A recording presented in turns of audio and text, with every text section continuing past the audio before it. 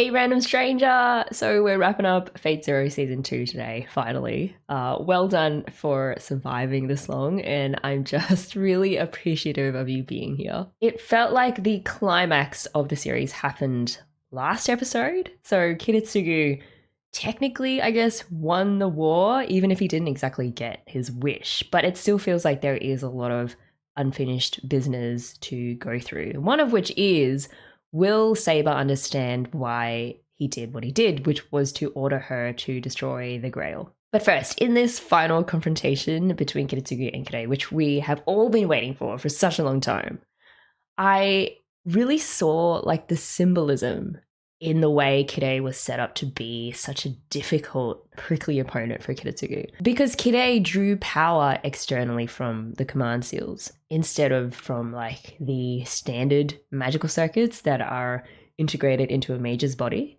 So the binding and the severing that made Kiritsugu's origin bullets so deadly were rendered ineffective. There is nothing to bind and nothing to sever, which I thought was a really cool flip. I think this physical immunity to Kiritsugu's attacks really mirror Kirei's mental immunity to Kiritsugu's typical psychological warfare that also accompanies those physical attacks. Just like there were no internal magical circuits for Kiritsugu's bullets to sever and bind, Kirei had no normal human emotions or desires for Kiritsugu to manipulate and to break. So in both like the literal and the metaphorical sense, Kirei really operated outside the system.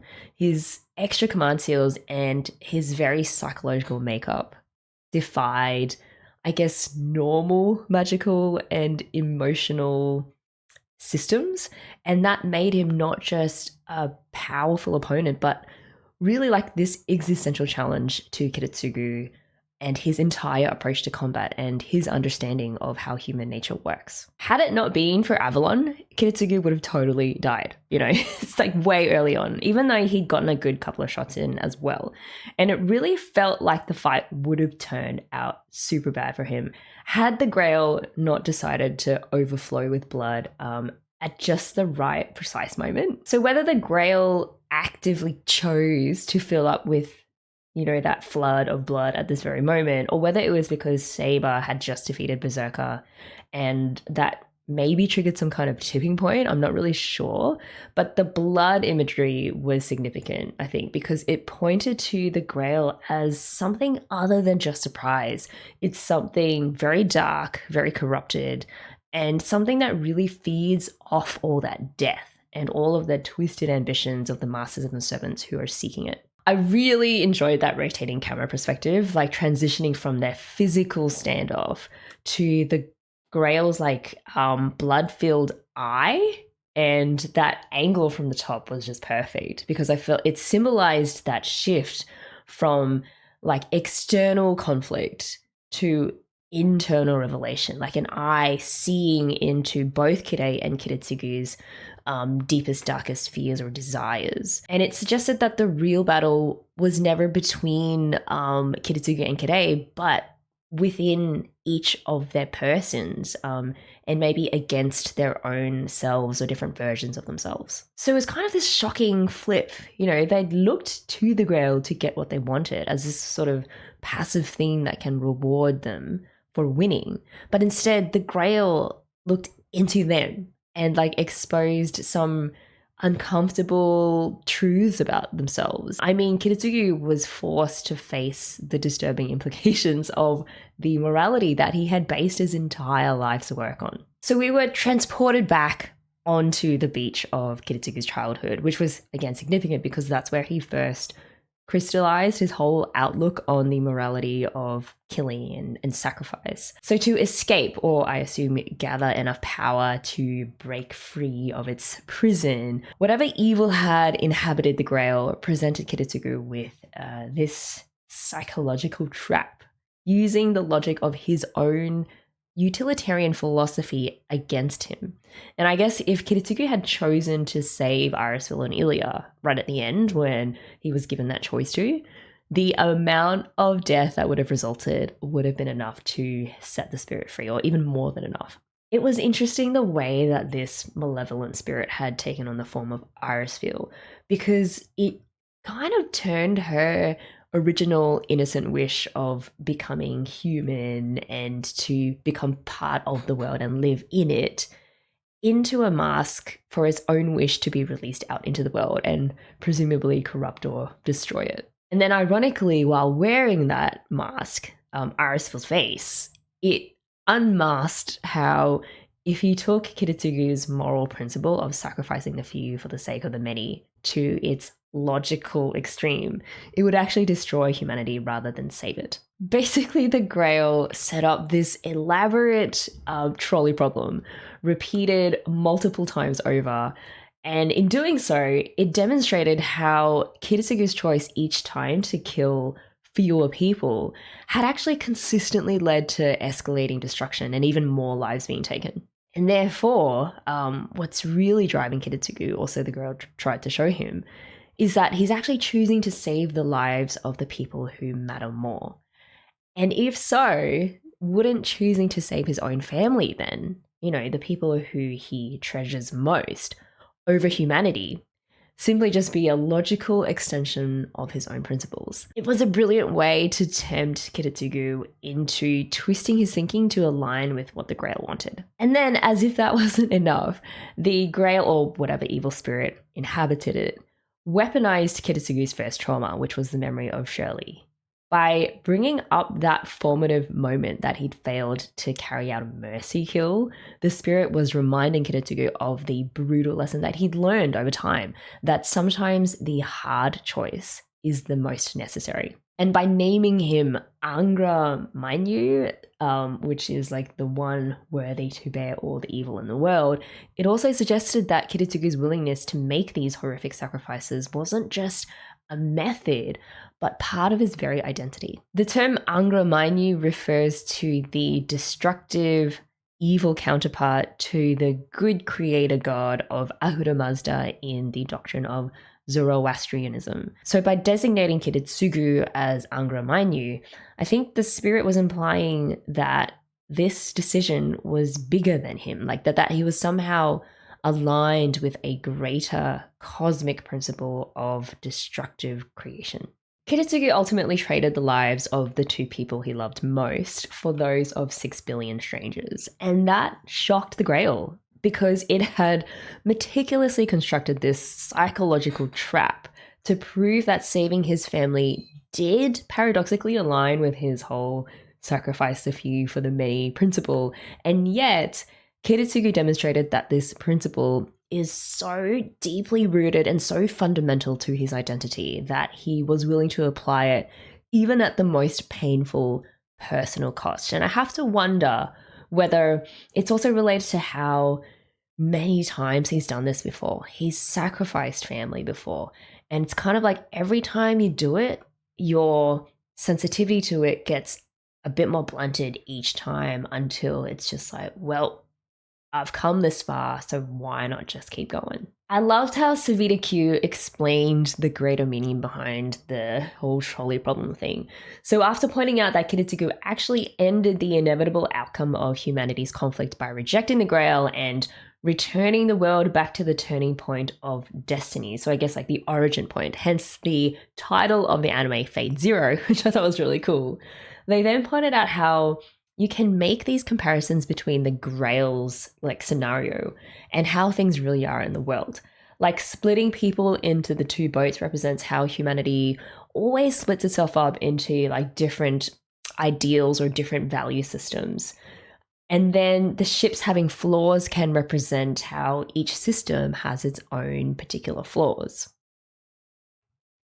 Kiritsugu choosing which side to save represents those who win in history, but then the people splitting again into two boats represents how people just never learn, and so on and so forth. And then at the end, it is fate that human beings cannot be saved even by God's hand, represented by Kiritsugu with the Grail, because they will never unite into the one ship.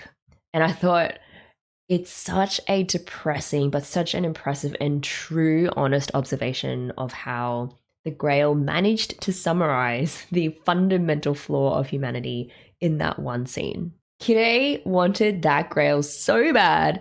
You know, he started out mocking Kiritsugu for throwing away his wish.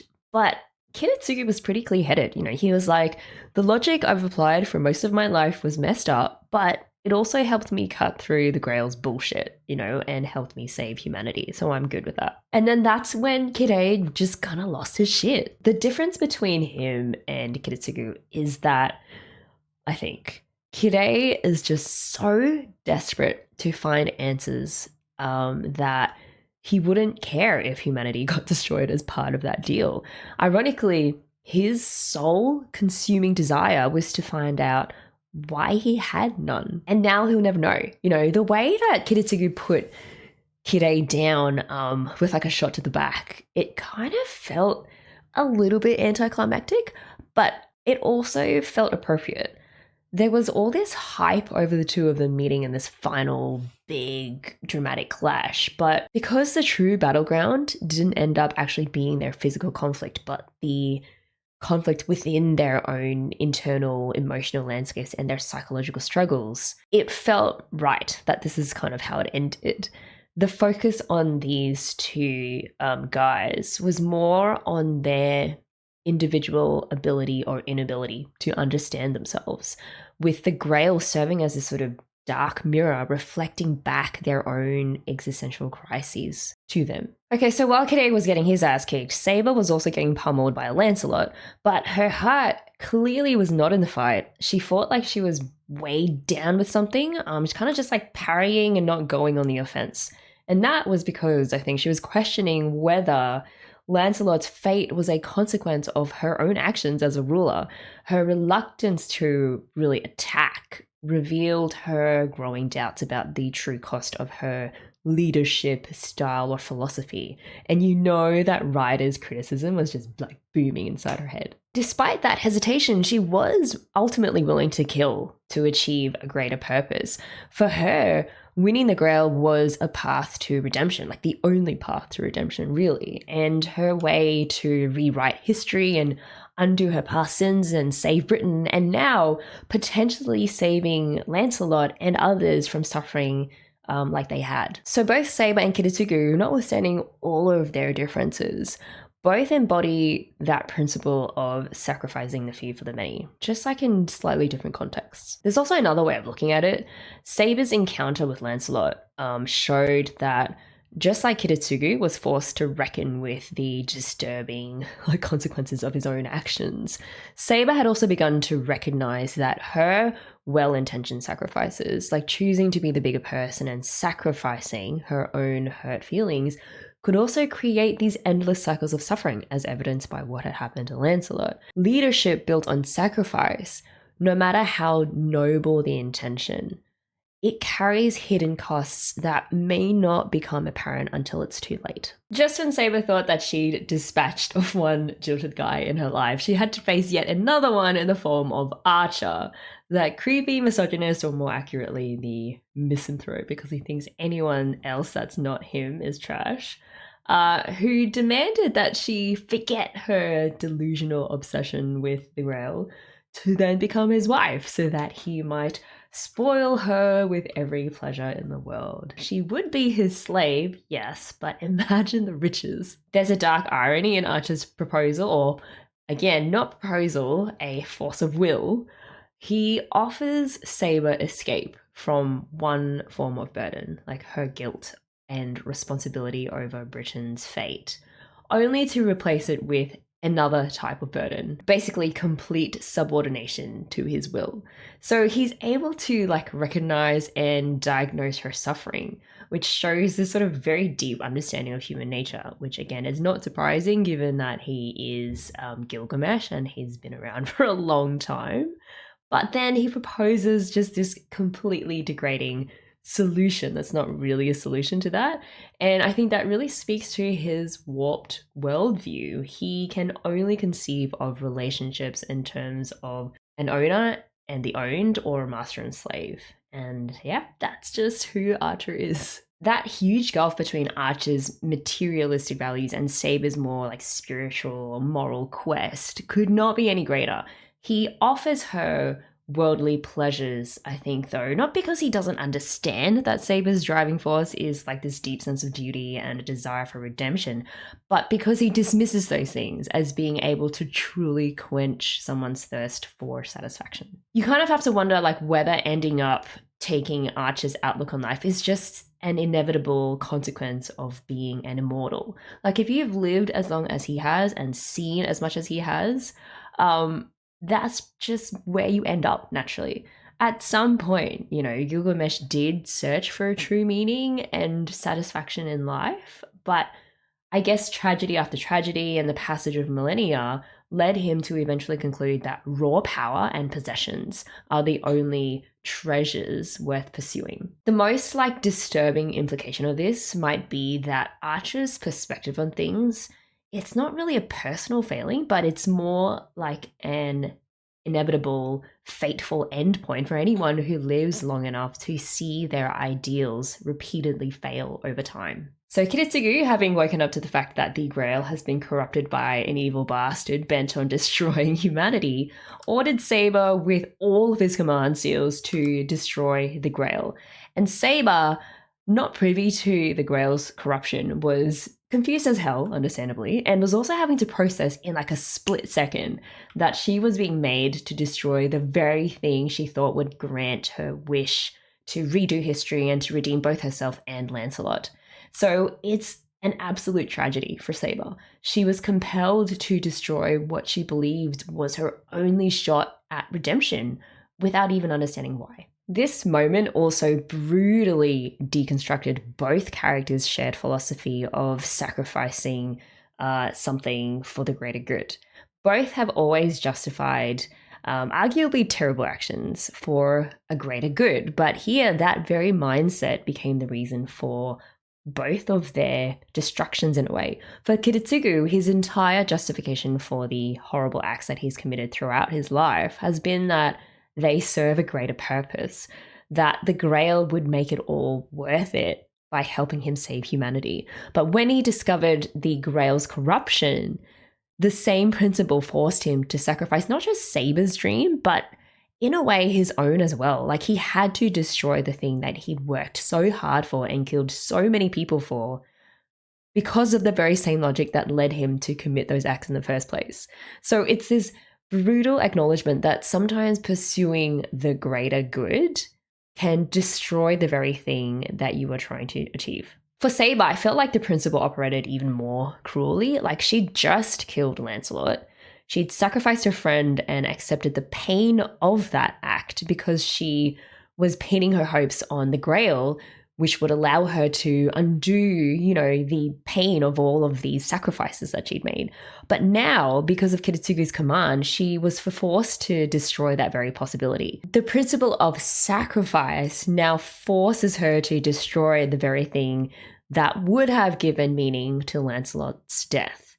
So it's kind of like each sacrifice that they make in the name of a greater good seems to demand even more sacrifices, just creating this endless chain of sacrifice and loss. The ultimate irony is that their shared principle of sacrificing things for the greater good didn't just fail both of them, it actively turned back on itself. It ate its own tail and forced them both to destroy the very things that they had sacrificed so much to achieve. It was as if the universe was telling them that building a better world on top of a foundation of sacrificial logic will always end up consuming itself. All right, Fate Zero Season 2, Episode 12, the last one. Here we go in 3, 2, 1, play.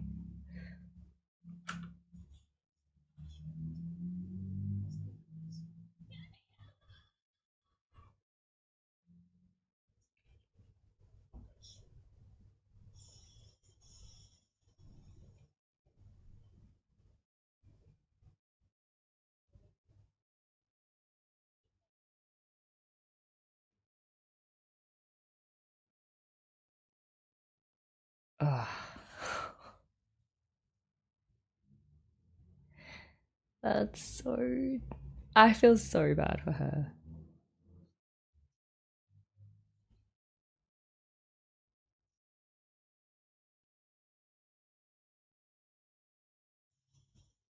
She had the best of intentions and everything still went to shit.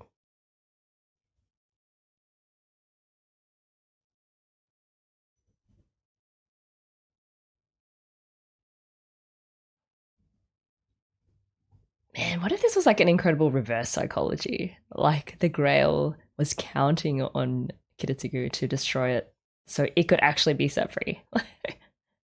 It didn't actually need his wish.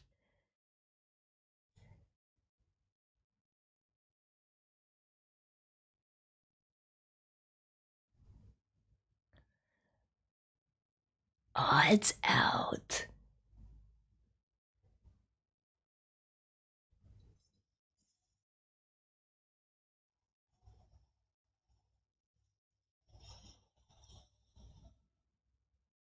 Wait, he did end up setting it free. Angra Mainyu? Oh, oh shit. Oh, if so, that was incredibly smart. The Grail. I mean, the evil spirit and the Grail. Is that eye again? But it's actually spreading out towards the entire city. Damn.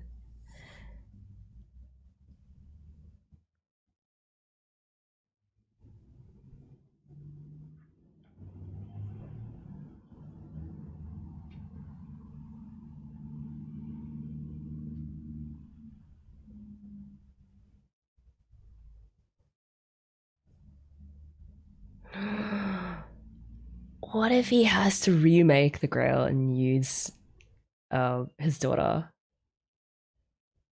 Ah, that'd just be another sacrifice. It just never ends.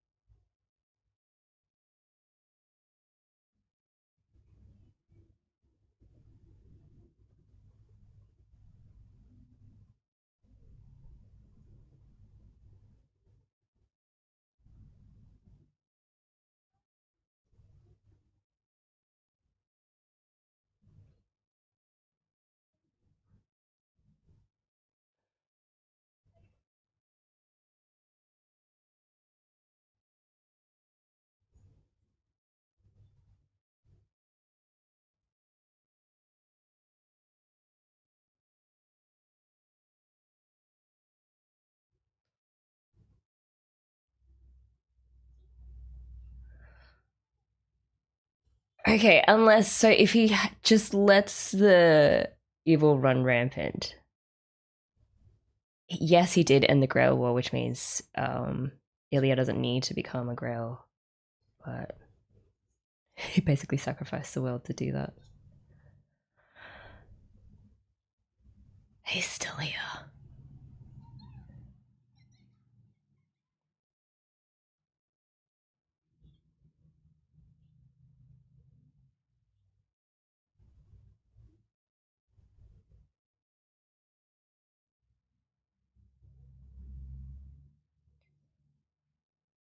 It's delusional?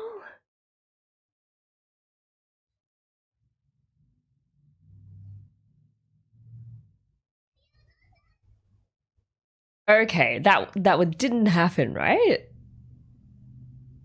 Yeah. Okay, he's still here. Oh my god. Oh, oh, this is the worst case scenario.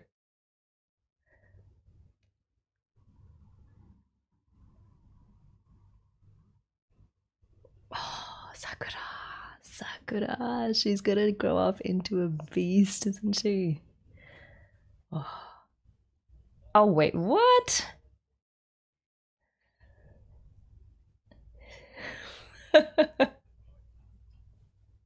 Just sitting naked like he's on a throne in the middle of an apocalypse. Of course.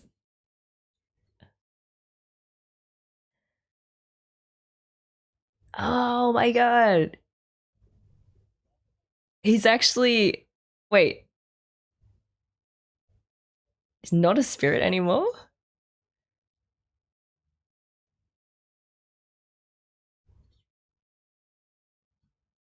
He saved Kirei. Oh, well, he's definitely become what he was always meant to be, just a heartless bastard, literally. Yeah.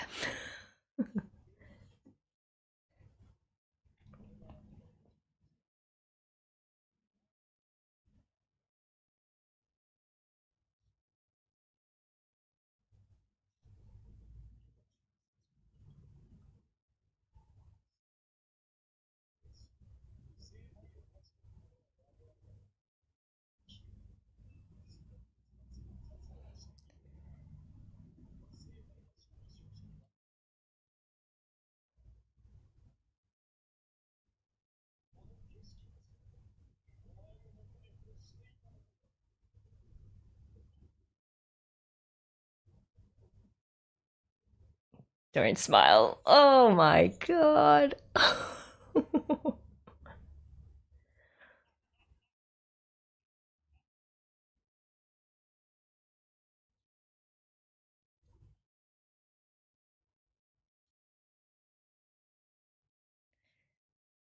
Oh, why, that's so weird. So they actually won?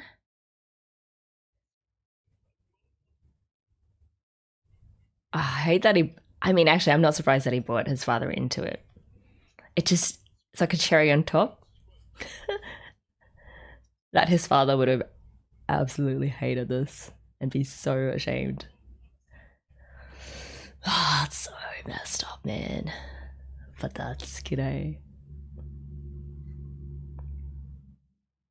This is just one city. Let's just destroy the world.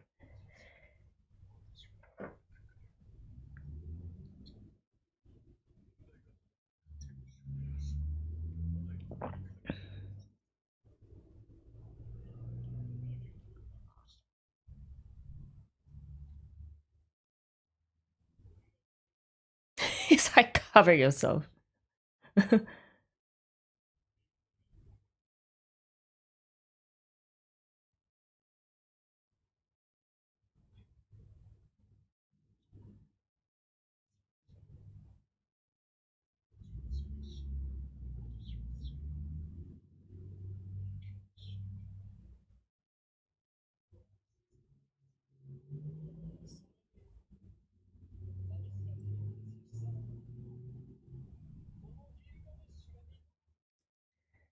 Okay, so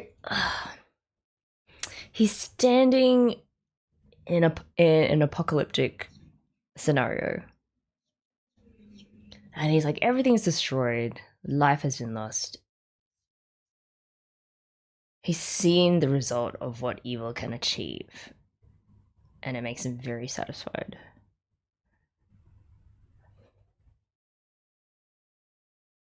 So he wants to sort of deconstruct everything good in this world? Is that what he wants?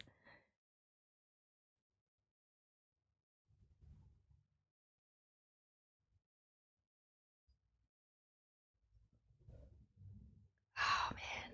Oh man.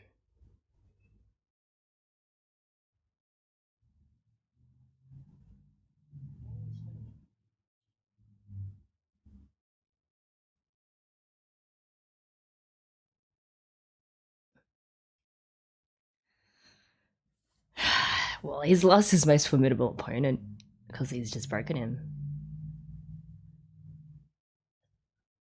Oh man, this is. I don't know what I expected, but this is. This was not it.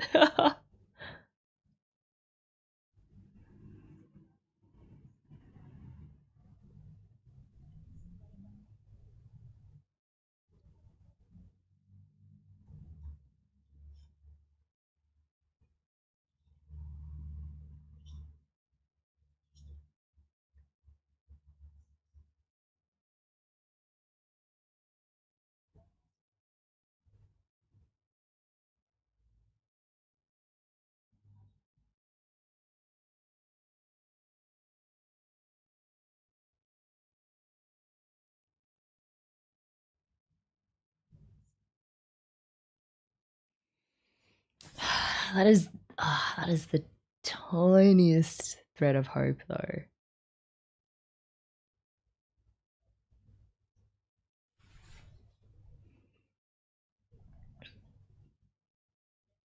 Ah, Waver.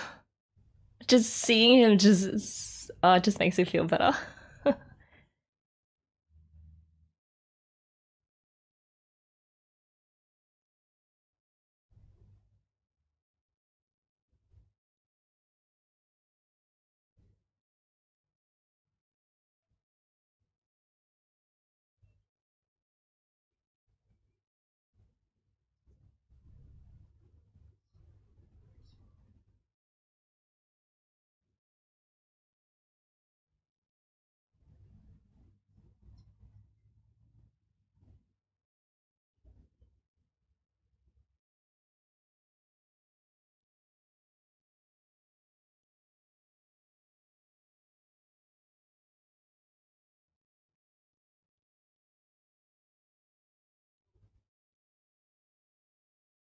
Wants to live a little.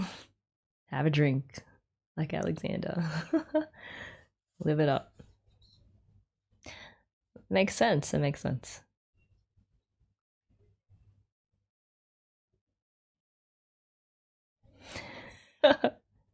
They do not sound like typical Asian grandparents, so if that's what their grandkid told them.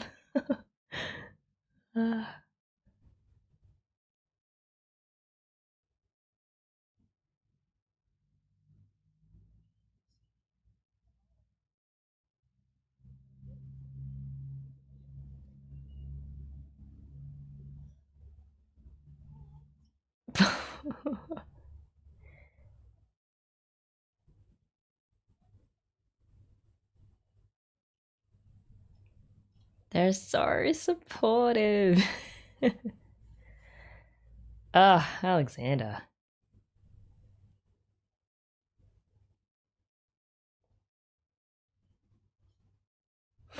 Was that Conqueror wine? Just for a split second of that.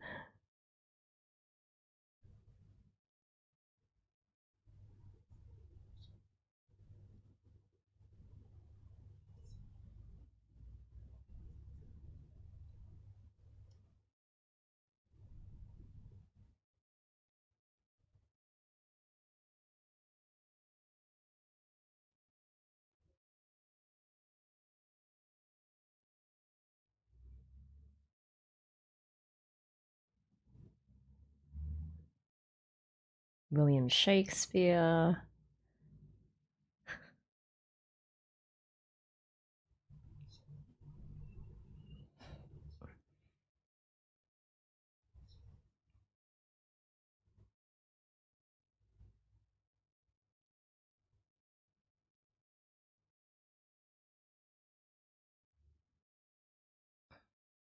I love that, like, Ryder was just doing some shopping on Amazon. That was his best life. Eh? Ah, so weird. Oh. Oh, he's presiding over Tokiyomi's funeral. Shit. Oh, he is so messed up. Oh my god. I hate how he must be enjoying this so much. Putting on this facade, and he's like, I did that. Oh my god.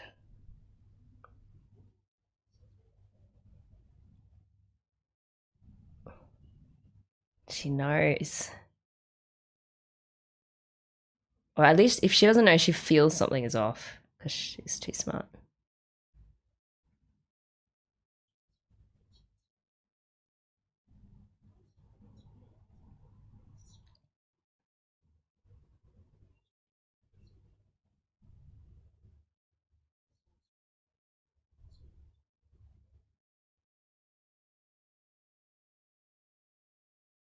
Oh, okay, she survived.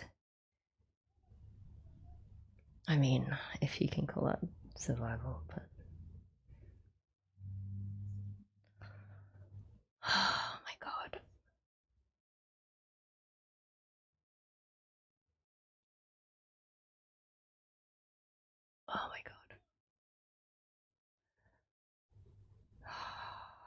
Rin. Oh my god.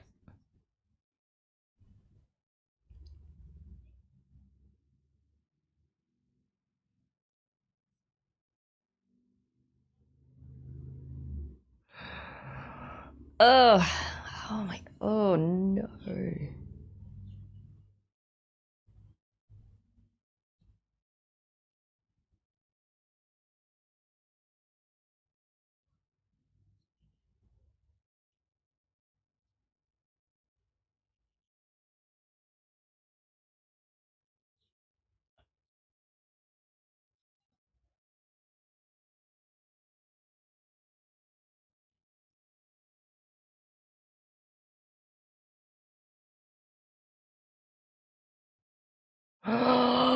Oh no. Oh god. Kirei is really something else. Oh, I just love stirring that pot of shit. Oh my god, he's getting off on giving her the dagger that he used to stab her father with. This is. Wow! Oh shit. Oh, don't do that. Oh my god. I hate his smile, has the scariest thing I've ever seen in a quite a long time. Man, they wrote him so freaking well. Okay. Oh, there's that shot.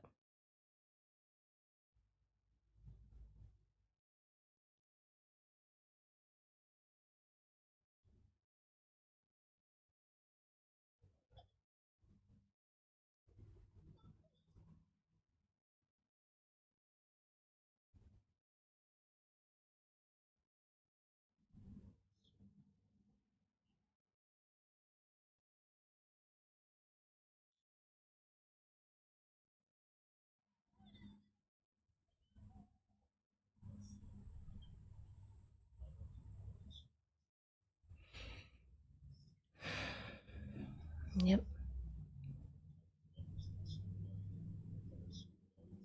Like a stone.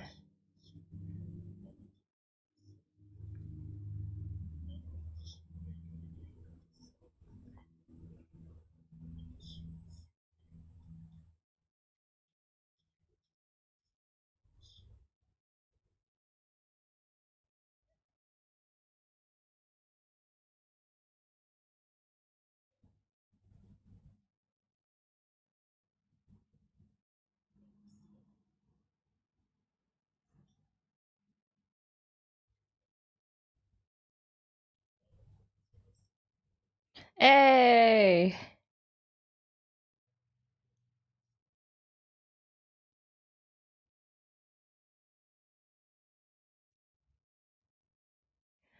Isn't that just such the hugest validation for Saber?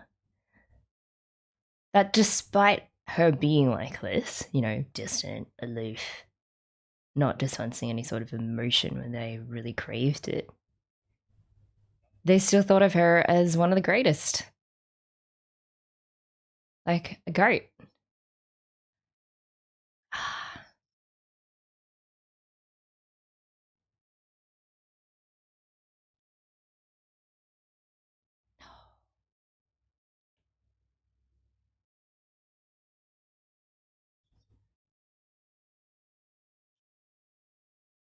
Damn, they're rebuilding.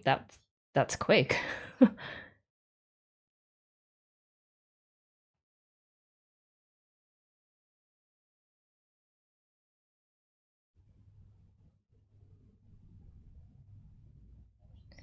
Shito.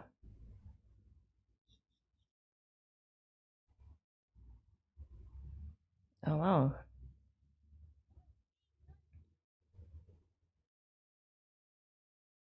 That moon is was ridiculously big.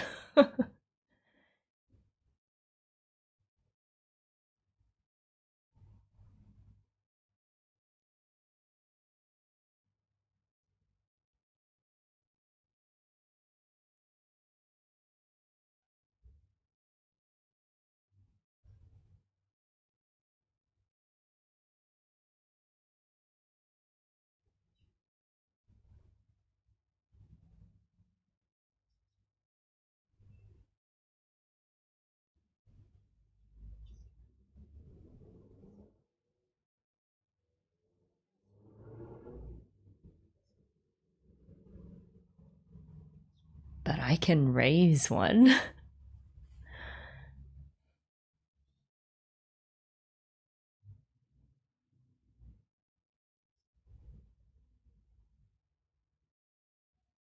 Oh no. Well, no. Just setting it up for the next, like,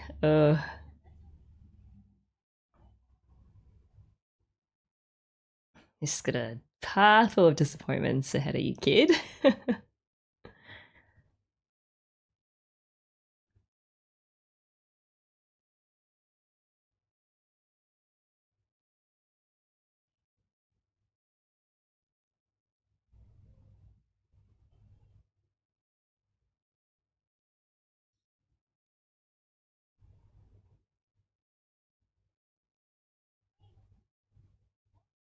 Oh man, surely.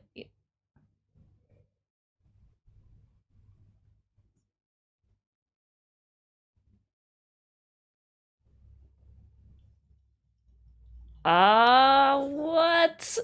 Oh my god. You know, I felt the choice to have the last episode sort of be tying up of all the loose ends and showing how what each of them took away from this whole process of fighting the Grail War, and the totally unexpected consequence of, so it was Kirei and Archer who actually won the Grail and got their wish, I suppose, because maybe it was because Kiritsugu attempted to destroy the Grail and that was not part of the rules or something. Like, if you try and do that, the victory automatically goes to the remaining master and servant. Where do I even begin? Okay, so here we go with my very last summary / brain dump of Fate Zero. And from my perspective, it can be summed up in the words of, like, what the freak just happened? First of all, who won the Grail War? Because, man, I'd love to get your thoughts on this in the comments. I think, as far as I can piece together in my mind right now, the best answer is technically that no one won in the traditional sense, but I think Kirei definitely came out on top. So first of all, Kiritsugu, I think what happened to Kiritsugu in the end was just the epitome of a Pyrrhic victory. Yes, he defeated Kirei, he'd gotten to the Grail and prevented the end of the world, but at the cost of destroying the entirety of Fuyuki and losing everyone he'd ever cared about. So instead of ending the cycle of violence as he'd wished to, the Grail itself had already been corrupted, and Angra Mainyu ended up escaping anyway and wreaking havoc. Kiritsugu's whole arc is just littered with irony. Like, his whole life, he'd followed that utilitarian principle of sacrificing the few for the many, as we've talked about many times in the past. He had believed that by taking on the burden of making those tough decisions, he could ultimately create a better world, and the Grail was supposed to be the culmination of all of that. You know, just one final act of violence that would then lead to world peace, and then his job would be done. It was a beautiful, violent dream, but ultimately a futile one, because the Grail essentially deconstructed Kiritsugu's entire life's philosophy. It showed him that sacrificing the few to save the many actually only leads to this endless cycle of death, ultimately killing more people than he can save. The cruel, cruel irony, I think, about Fuyuki's leveling was that even though it wasn't what Kiritsugu had envisioned, it was actually in line with his principles. If anything, it was this purest expression of them. So the people of Fuyuki were the few who were sacrificed to prevent the extinction of all of humanity, who were the many. So the maths is the same, just on a much larger and more devastating scale than Kiritsugu had ever had to calculate before. So I guess what changed wasn't Kiritsugu's philosophy, but his ability to emotionally distance himself from the consequences of it. So before, he was able to compartmentalize the sacrifices that he did make. He killed his father and then Natalia and so on and so forth. And he could package those decisions in the cold logic of numbers and of the greater good. But I think it was the scale, really, of the destruction in Fuyuki, coupled with losing his final family, Ilya and Irisville, that seems to have finally broken his ability to emotionally detach from the cost of those choices. And that to me was the final layer of tragedy that this episode laid onto Kiritsugu's character. The fact that his principles remained intact, but in the process, the emotional armor he had built up over time that had allowed him to live with those principles, they were completely destroyed. And of course, on top of that, he lost everything. Irisville, his daughter Ilya, who he'll never see again, which was really sad. His dream of being a hero and his, in a way, his entire life's meaning and purpose. So the only thing that he managed to save at the end was Shiro. And even that felt tainted, sort of, and a bit set up to be bittersweet, because Shiro seems to have inherited the same problematic ideals of heroism and sacrifice that had led to Kiritsugu's own downfall. So saving Shiro's life was, in one sense, it was Kiritsugu's redemption after the Fuyuki fiasco, but it's also his failure in the sense that he is now passing on the chasing of impossible ideals or even dangerous ideals to the next generation. Overall, I just think Kiritsugu's end is just sad. He doesn't die gloriously or die achieving his dreams in the way that he thought he would. He kind of just fades away as an old man, barred from seeing his daughter and watching his now adopted kid inherit his potentially destructive ideals, and there's nothing he can do about it.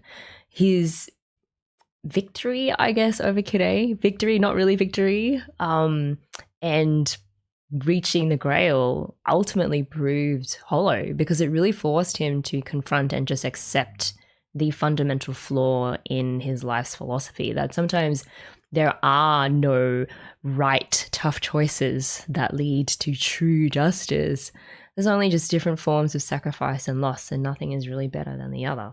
Something always gives. Let's talk about the real winner here in all of this, which was Kirei, clearly. I mean, Kirei, his wish was to understand the meaning of his existence and what he truly desires. So when he was killed, but then he was revived because of his connection to Archer, which I have questions about, but we can talk about that later. And he gleefully woke up to this wasteland all around him. It essentially confirmed what Kirei had begun to suspect about himself, that he finds genuine joy and fulfillment in witnessing, or better yet, orchestrating human suffering and destruction. Yeah, he didn't win in terms of defeating everyone. He won in that he clearly was one of the few who achieved his personal goal, or at least made a huge leap towards achieving it. I thought it was such a smart and just a creepy great twist that Kiritsugu wasn't content with just knowing that he's deeply satisfied by suffering. He wants to go further, to understand the metaphysics of his own evil. And I can actually imagine the kinds of questions that he's going to devote his whole life to answering now, especially as someone who was raised in the church unwillingly and seems to take great joy in tearing down the ideals and the teachings that Risei, his dad, passed down to him. Questions like, why would God create someone who can only find joy in others' pain? What does that say about the nature of God? What are the big theological and philosophical implications of his existence? So Kirei is essentially, he's become this bloody scholar, philosopher, experiential scientist of evil. And it's fascinating, it's disturbing that he approaches his own monstrosity with this sort of sharp intellectual curiosity and religious contemplation. Every act of cruelty he will now do is just going to be another data point in his grand investigation / thesis into the nature of his own existence. The fact that he kept his position in the church and also as Ren's guardian, which is just so messed up. I couldn't express how messed up it was. It shows that Kirei, I think, he is really keen to understand the full spectrum of evil. Sure, apocalyptic acts of destruction are great, but he also wants to find out what it's like to experience the hidden subtle cruelties of things like betraying trust and sort of nurturing this false hope. I think him, by remaining at Rin's side, like, it's this twisted, sophisticated, I guess, I don't know if you can use that word, but it's this complicated experiment in understanding the nature of evil. It's multi-layered in how cruel it is because, one, he's maintaining this facade of honoring Tokiyomi's memory and his promise to look after his family, while secretly getting off on the perverse fact that he is the one who offs Tokiyomi. And he gets to see up close, like, how his manipulation and his fake, like, mentorship / guardianship will affect someone who has no choice but to trust him. So I'm really, really worried for Rin. I mean, I know that she's a smart kid, but ultimately she is still a kid. And there is no doubt in my mind that Kirei has already a grand plan set in motion to drag her through some kind of cruel psychological marathon. My understanding of how Kirei managed to come back from the dead, because I think he did actually die, as well as how Gilgamesh was reincarnated into human form, is that, well, first off, because of how Angra Mainyu had corrupted the Grail, the entire concept of winning the Grail War was completely subverted.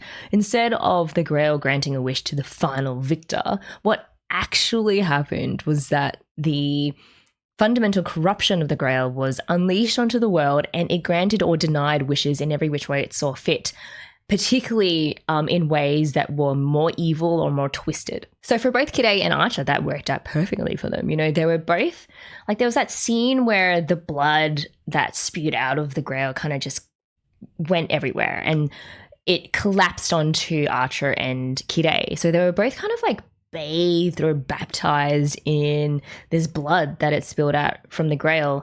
And because they were already tuned towards evil or chaos naturally, they were gifted a twisted form of rebirth. So it kind of gave both Kirei and Archer the perfect means to express what they already were. So, like, for Kirei, I mean, my theory is that Angra Mainyu saw Kirei as this, like, perfect new vessel, like a new home. And I'm just wondering, what if Angra Mainyu actually is possessing or inhabiting Kirei in a way? And it would explain, I think, how he no longer has a human heart and yet still is alive or exists purely to continue acting out evil. As for Gilgamesh, he incarnated into physical form instead of, like, dissolving like all the other servants did. I think that happened because, I guess, well, the incarnation sort of reflected his arrogant belief in his own absolute superiority, you know. And so the Grail gave him a physical form because it had detected, I don't know, or wanted to, in some weird way, bless Archer's conviction that he alone has the right and the capacity to rule humanity with an iron fist. Kariya, I mean, what more can we say about Kariya's suffering that we haven't already?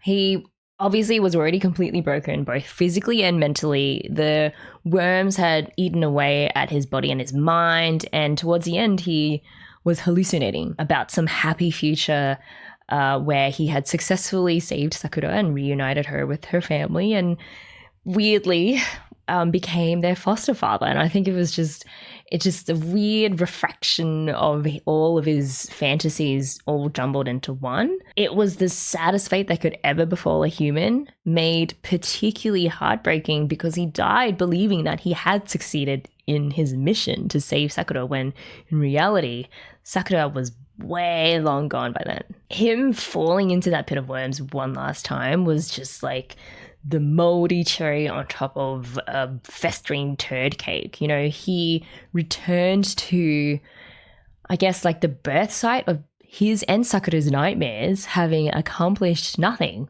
to change either of their fates. The way that fate ended for Saber also had its own interesting twist.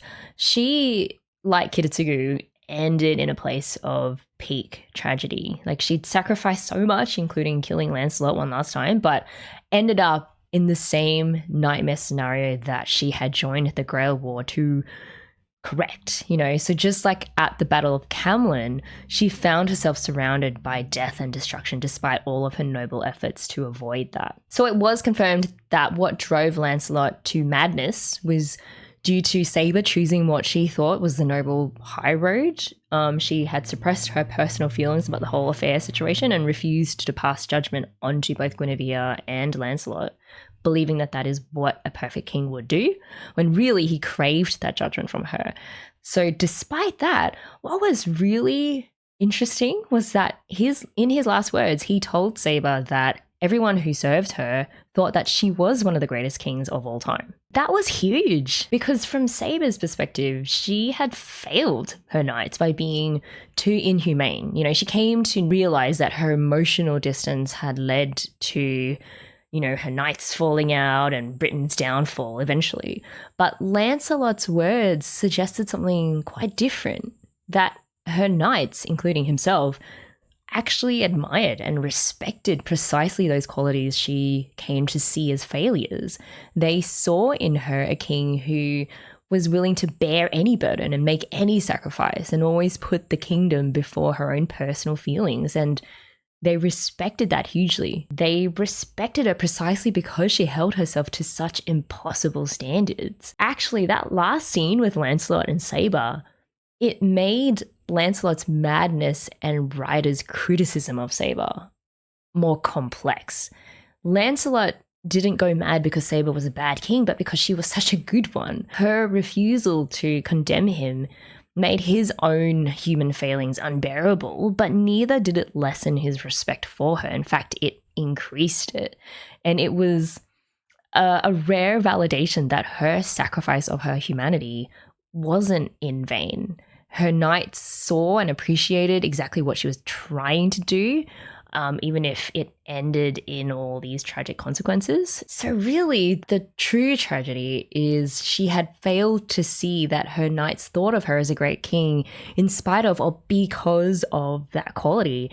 And so Ryder's criticism of Saber was kind of only half right. Yes, things could have turned out differently or maybe even better had she allowed herself to be more human, but her choice not to actually made her a great king in the eyes of her followers and her knights. That all adds another layer to Saber's persistent determination to win the Grail. So unlike Kiritsugu, who just broke under the weight of his own ideals, Saber's response to all of that tragedy, all this seeming wasted effort, was to double down. And the sad thing is, it doesn't change the fact that she's trying to redo a reign that, from her knight's perspective, really doesn't need redoing at all. Her continued pursuit of the Grail has become more about her still wanting to be the perfect king and not accepting that her knights understood and admired even the imperfect parts of her. I wanted to leave my thoughts about Waver last because honestly,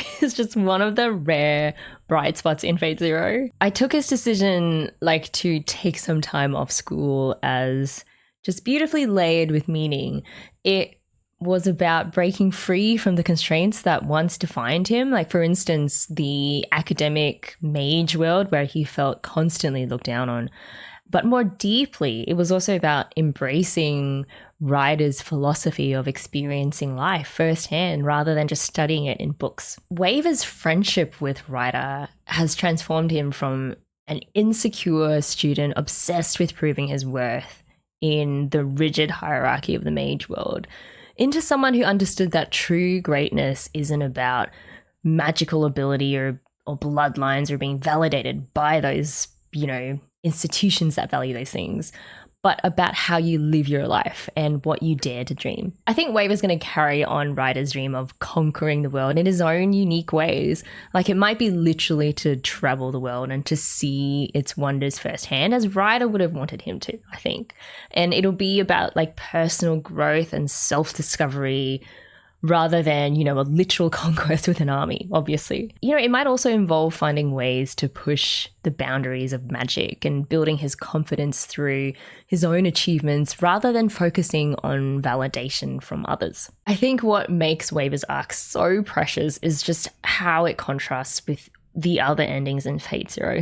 Most of the other characters end up destroyed by their ideals or trapped in these cycles of tragedy, or like in Kirei's case, they receive an evil level up, which isn't exactly something to celebrate.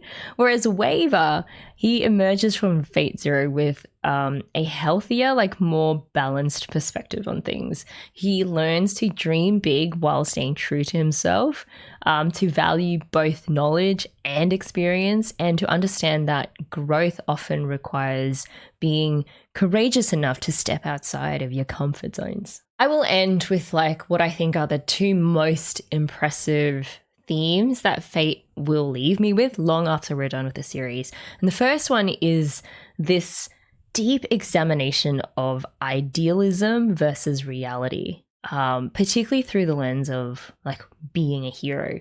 So the show, it's really systematically deconstructed different forms of idealism. You had Kiritsugu's utilitarian belief that enough calculated sacrifice could save the world.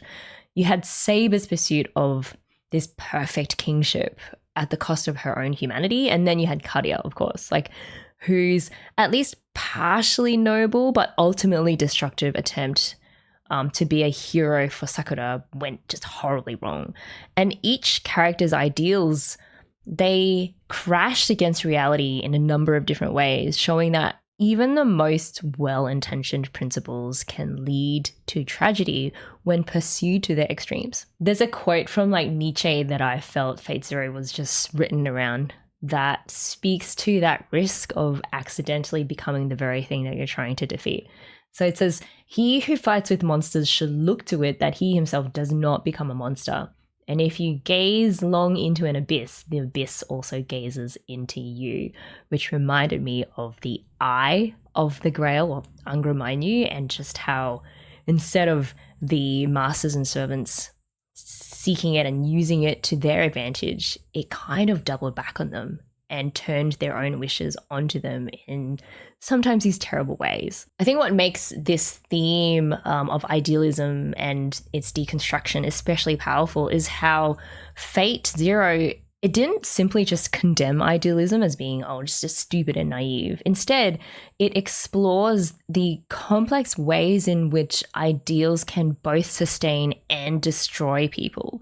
We saw that, for example, in how Kiritsugu broke under the weight of his ideals at the end, while Saber, she just doubled down on her convictions, but she was still left to struggle with her own form of monstrosity, you know, being a king who can't understand human hearts, including her own. I thought the series showed so effectively how ideals are both necessary and dangerous. Like, they're capable of giving life meaning and purpose, but they can also lead to catastrophe. The second big theme that Fate Zero really carried out strongly was the nature of leadership. You know, there was Ryder's view of a king as someone who inspires and shares adventures with their followers. There's Saber's vision of a king as one who sacrifices everything and takes on her people's burdens.